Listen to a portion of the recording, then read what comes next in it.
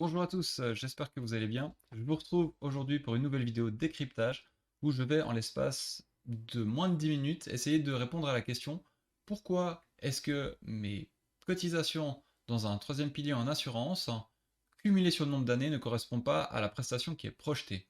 Voilà, pour pas perdre de temps, je vous propose qu'on aille directement dans la présentation pour répondre à cette question. Donc ce qui est important pour moi aujourd'hui, c'est vraiment de vous faire comprendre les aspects qui vont être liés à cette fameuse question. Et du coup, je vous propose directement qu'on commence par le sommaire pour vous montrer donc les points qu'on va détailler aujourd'hui. Alors, on va parler de la prime, on va parler des choix du produit qui ont une incidence certaine sur la projection d'une prestation. Et je vais vous montrer aussi quelques calculs et explications pour faciliter la compréhension. Je vais juste vous préciser pourquoi est-ce que j'ai décidé de vous faire cette présentation aujourd'hui. C'est tout simplement que suite au podcast qu'on a fait avec Jenna, on a eu passablement de questions liées voilà, à des demandes d'offres qui étaient en cours et des gens qui ne comprenaient pas pourquoi est-ce que la prestation qui était projetée ne correspondait pas au fait au total de primes qu'ils payaient. Et c'est vrai que voilà, les personnes ont un peu l'impression, si on ne tient pas compte de certains éléments, de se faire flouer par rapport à ce type de contrat. Donc mon but aujourd'hui vraiment c'est de pouvoir y répondre de manière précise et de vous expliquer au fait quelles sont les variables à prendre en considération pour pouvoir répondre à cette question. Tout d'abord, la première chose, c'est que dans un troisième pilier, vous avez une prime totale que vous payez. Et bien cette prime, elle est divisée en plusieurs parties, et c'est important de comprendre ça pour les différents calculs qu'on va effectuer par la suite. La composition d'une prime d'assurance vie, elle contient une partie pour l'épargne, qui est liée à la capitalisation, elle contient une partie pour le risque, bien entendu il y a des frais d'acquisition, des frais de gestion pour le contrat, également d'éventuelles majorations pour, je dirais, des surprimes de risque, des réserves ou même des paiements fractionnés. Une fois que vous avez compris que la prime globale, elle est répartie dans ces différentes rubriques, et ben ça va changer au fait votre réflexion et votre façon de calculer. Autre aspect à prendre en considération, c'est le produit. À quel produit vous avez affaire? Quelle est la structure du produit que vous avez sur votre offre et auquel vous allez peut-être souscrire? Voilà. Par rapport aux produits, ce qu'on peut voir, c'est qu'on pourrait les classer dans trois rubriques. Des produits avec garantie, qui contiennent une capitalisation élevée où votre prime épargne n'est absolument pas investie sur les marchés financiers.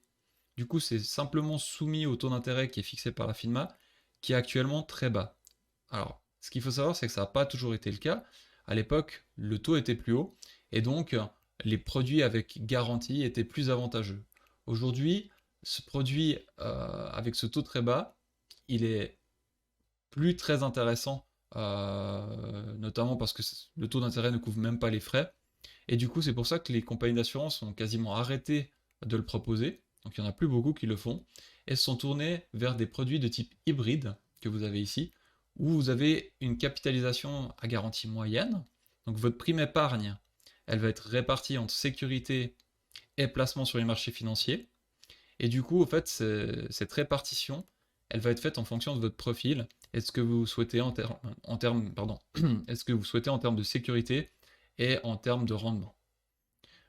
Le troisième produit, donc la troisième catégorie, c'est les produits à 100% en fonds de placement. Là, bien entendu, l'entier de votre prime va être investi sur les marchés financiers et du coup, la capitalisation n'est pas garantie. Elle sera volatile en fonction des marchés et du coup, voilà, ça représente une certaine forme de risque, mais potentiellement d'éventuels rendements. Alors je dis toujours potentiellement parce que là, on est sur quelque chose qui n'est pas garanti. Pour vous aider à comprendre, de manière un peu plus concrète, juste, je vous ai fait quelques calculs. Alors c'est des exemples, hein, ça ne correspond pas du tout à une situation réelle. Si on prend une prime de 3600 francs sur 30 ans, ça fait 108 000 francs d'investissement. Mais comme je l'ai expliqué avant, c'est important au niveau de la répartition de la prime de savoir quelle partie de prime part où. Et là, vous avez des compagnies qui le détaillent. Dans cet exemple ici, vous savez que sur votre prime totale de 3600 francs, vous avez 2657 francs 70 qui va partir pour la partie épargne, et que le reste, c'est les risques et les frais.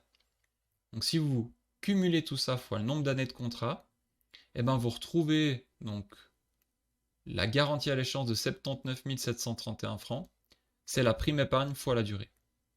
Donc vous retrouvez l'entier de votre capitalisation pour l'épargne à l'échéance du contrat. L'autre partie concerne le risque et les frais. Et là, donc sur toute la durée, vous avez 28 269 francs qui sont liés au risque et aux frais. Cette partie-là, vous ne la retrouvez pas à l'échéance du contrat dans ce type de produit, parce que simplement, elle est destinée à couvrir des risques. De la même manière, à un contrat d'assurance voiture, quand vous payez une casco, à la fin du leasing, si vous avez une casco, eh ben vous ne retrouvez pas le montant de la casco que vous avez payé.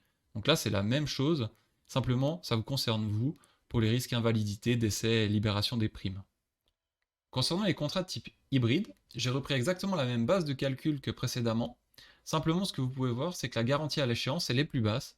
Pourquoi? Eh bien, tout simplement parce que vous avez le risque de placement qui vous est répercuté dessus. Donc, ce qu'on peut voir, c'est que la prime totale de 3600 francs, sur cet exemple-là, elle n'est pas détaillée, donc on n'a pas le détail, malheureusement, de la répartition de la prime.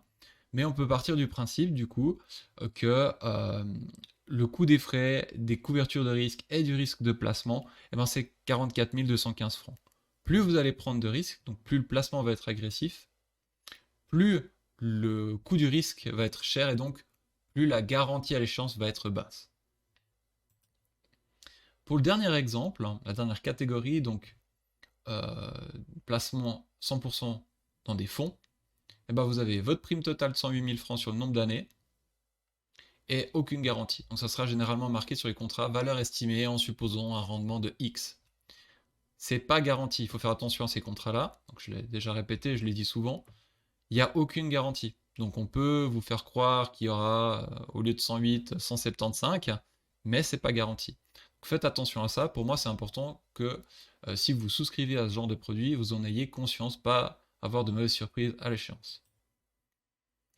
Voilà, donc si je peux résumer en quelques points les notions importantes quand vous faites des comparatifs et pour répondre à la question de la prestation projetée et de la prime, quand vous retrouvez votre investissement, il faut prendre en considération les données, donc savoir si toutes les offres ont été faites avec des données identiques, quel est le produit auquel vous êtes confronté, est-ce que les primes d'assurance sont détaillées et vous permettent un calcul un peu plus précis, est-ce que les frais sont mentionnés, et surtout j'ai envie de dire, le point le plus important pour moi, est-ce que vous avez toutes les connaissances techniques pour vous lancer dans ce type de comparatif?